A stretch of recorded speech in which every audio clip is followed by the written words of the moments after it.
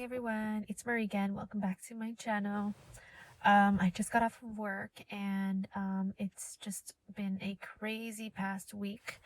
Um, I work on the COVID unit right now, as you can probably tell from my last video. And in comparison to my last video, there's been so much that has changed in the matter of a few months. I'm no longer just screening employees, but actually working on the unit now. So um, I thought, since I'm just so exhausted from work that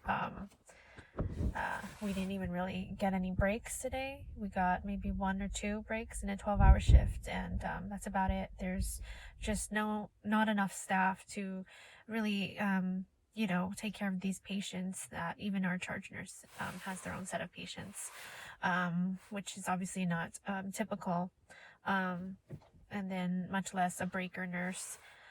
So I thought, since I'm here just completely exhausted from my shift today, it's Sunday, December 20, that I could kind of give an update, I guess, on everything.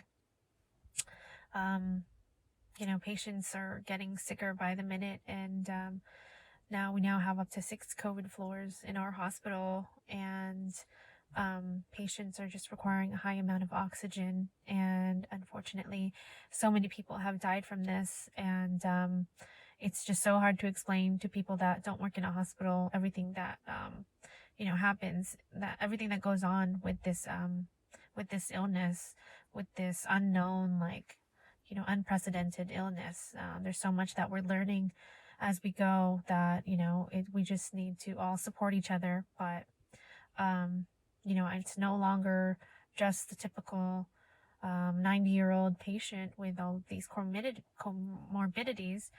It's all sorts of patients, all types of ages, that I've seen as young as 23, 20s, 30s, all sorts of ages, some with an extensive medical history and plenty that don't have a history at all. And,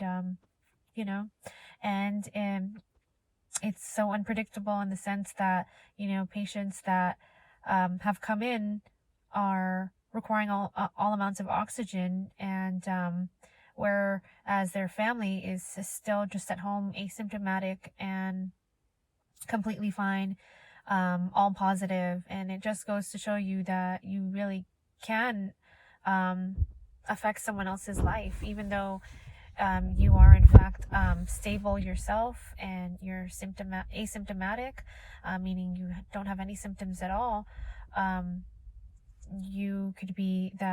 There could be 1 in 10 person that is affected greatly from this illness. I just had a patient's family member tell me that their whole entire family was positive, and they're all asymptomatic.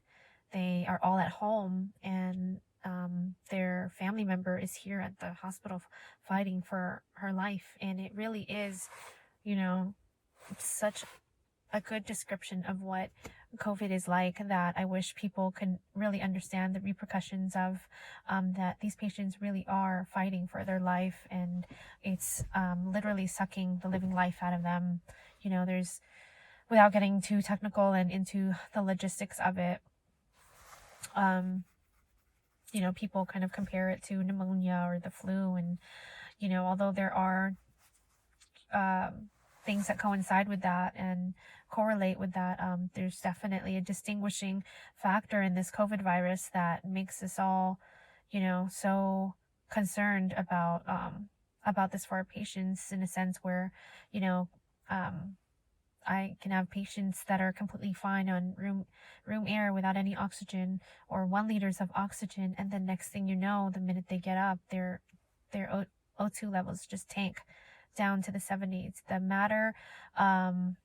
The fact that their oxygen levels can change so drastically in the matter of seconds is the distinguishing factor. The fact that a patient is fine resting in bed, and as soon as they take a bite of food, that they require supplemental oxygen, that is not normal. That is not something that, only pneumonia can do to you, or only the flu can do to you. So I wish I can kind of help explained the manifestation that this virus can present as when it's in its severe states, but it really does suck the living life out of you. I have patients that go for days without eating because they're just so afraid that they can't breathe. You can't breathe when you're eating. You need oxygen when you eat, and so it's like a give or take that they just kind of go hungry or they starve themselves because they want to be able to breathe, and it's kind of like like a catch-22, or I don't know what you call it, but it's just very sad.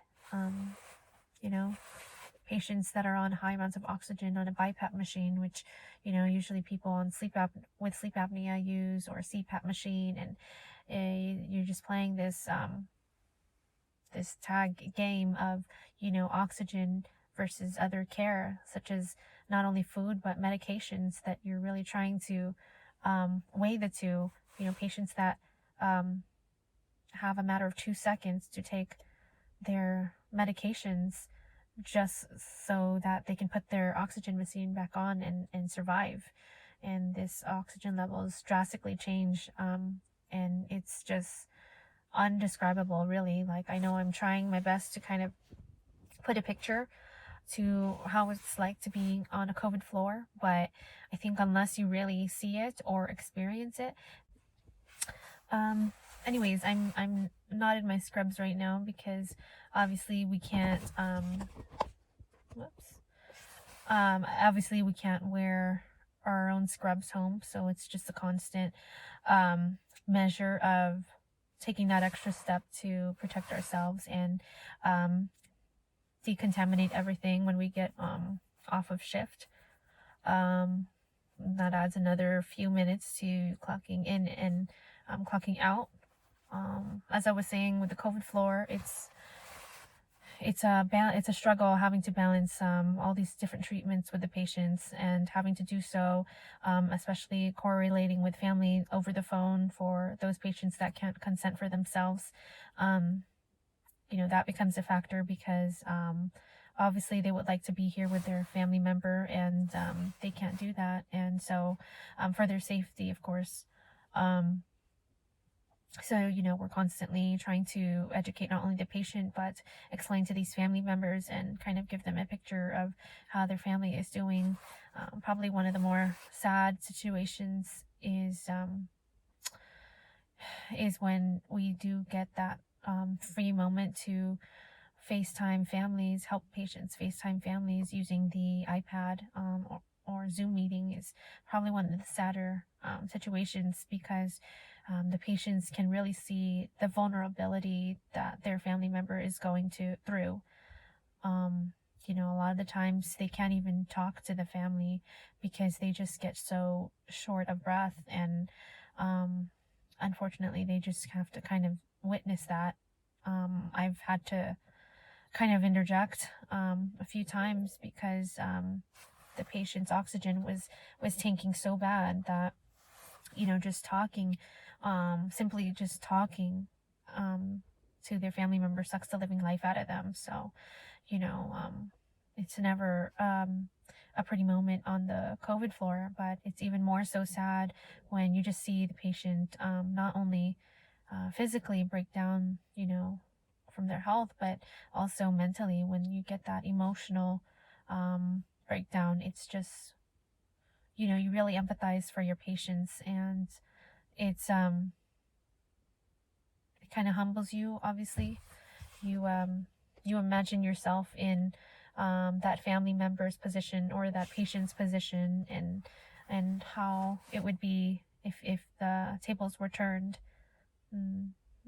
Just patients that are on BiPAP machines where it's covering their whole entire face and their, obviously their mouth, and they can't even talk to the family members, but sometimes the family members just want that much to see their family members, that they're willing to kind of see that. And, you don't want to take that away from them, because that's all they can do, because there's no visiting hours on the COVID floors. So it's really hard to see the family member kind of, or the patient tear up, and they just break down as soon as they see their family member. As good as it is to get that connection and get that support system, it's also sad too, because it really reminds them, what they're missing, and what they're actually fighting for. So to see patients break down is really heartbreaking. And they can't even do that because once they start crying, it just their oxygen levels just increase. So I just really wish I can help explain to people the more about this virus. And right now the situation is that they're offering COVID vaccines for the employees, the front lines.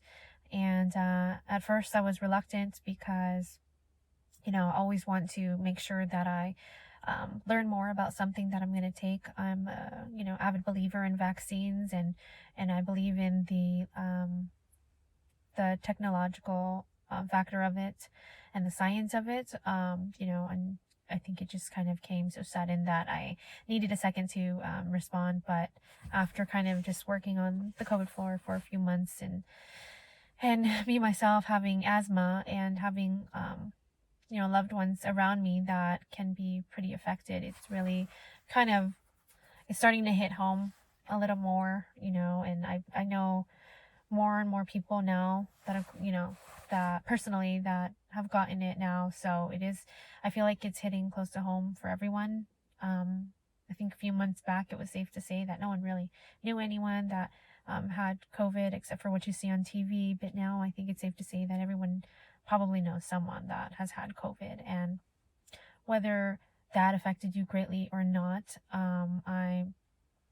I can vouch for on behalf of like my patients that are fighting for their lives in the hospital right now, and speaking to the family members who are all positive or even negative for COVID, and they're all at home and they're doing fine. So it just goes to show you that you can make that difference in someone's life, even though you yourself are okay. It is a society, a community effort to kind of get through this together. And I know that sounds cliche, but and people like to use the whole, well, it's only affecting the elderly, which is not okay, or well, I'm okay mentality. And I just think having that mindset or that mentality in your life of just doing things for what's right for yourself and not for society, or not just to be a good person or have morals, I think that's such a risky mindset, because if we went by things that only benefited ourselves, that is just never okay, because we are only as strong as the weakest, and we're only as strong as the most vulnerable. That's why we shouldn't what's the word that's why we shouldn't stand for racism, for example.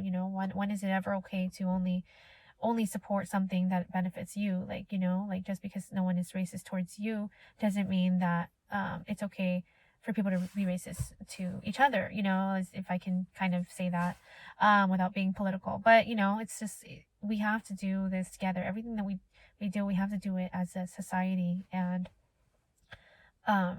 realize that you can't go through life selfishly like that. It's just not okay. I know people that I guess I shouldn't say that, but anyways, I think that's pretty much it as far as my COVID update.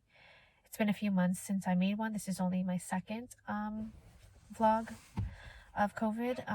I wish I vlogged more during this time period, because I would have liked to document this whole journey and this whole transition to the new normal, but it's just been so crazy busy. And right now, I mean, we're definitely experiencing a surge. Now we're being mandated to pick up an extra shifts, mandated, not voluntarily, just to relieve the burnout in nurses. Nurses being burnt out at the hospitals, it's not safe, because it just affects the quality, and it can affect the quality of care in a patient. And and we want to provide our patients with the best patient care that we can. And the only way for other people not in the healthcare field to help support the hospitals,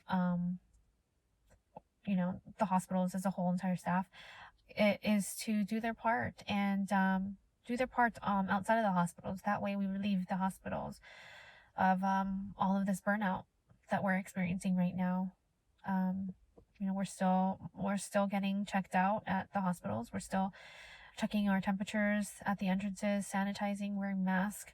I worked just only 3 days in a row, 12-hour shifts in a row, and I normally come home with marks on my face, and I just had horrible headache today because of the N95 and constantly wearing it for 3 days, and not having a break. It takes a toll on any normal person. I feel we can't even really hydrate ourselves throughout the shift because you have to leave the unit entirely to step out for a break. So it's not like we can sip through water throughout the shift.